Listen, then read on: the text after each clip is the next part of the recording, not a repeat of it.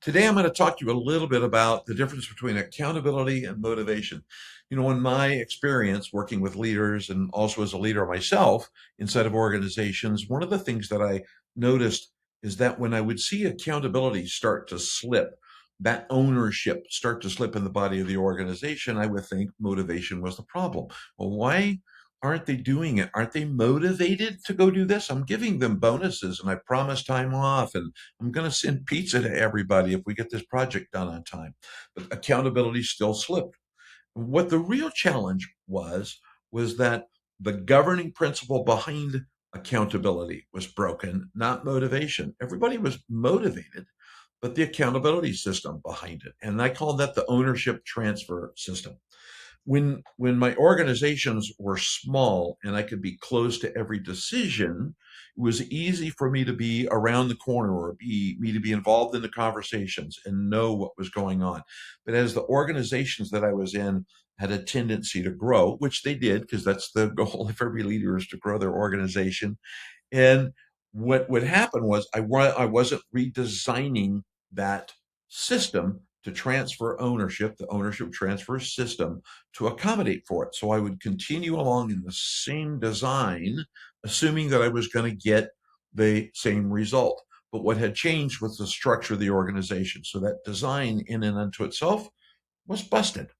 So the lessons that I learned and the lessons that I teach my clients today was or are that when you create clarity in your organization, clarity creates confidence, and confidence in turn engenders ownership because we know what we're doing. I'm confident, and therefore I'm comfortable owning something. Ownership enables accountability, and accountability is that agreement between two or more individuals to confidently move together towards a common outcome. When you have accountability, you can sustain momentum. You can move forward and accomplish the things that you're looking to accomplish because everybody is in lockstep. You are aligned. So when you see your ownership weakening, you also can find that there's a tendency to want to have a desire to be punitive. Somebody's going to get punished. And punitive behavior means that you have to step back in. And generally, punitive behavior means that you're going to be attending the decision meetings. You're going to have escalation calls. You're going to have daily check-ins.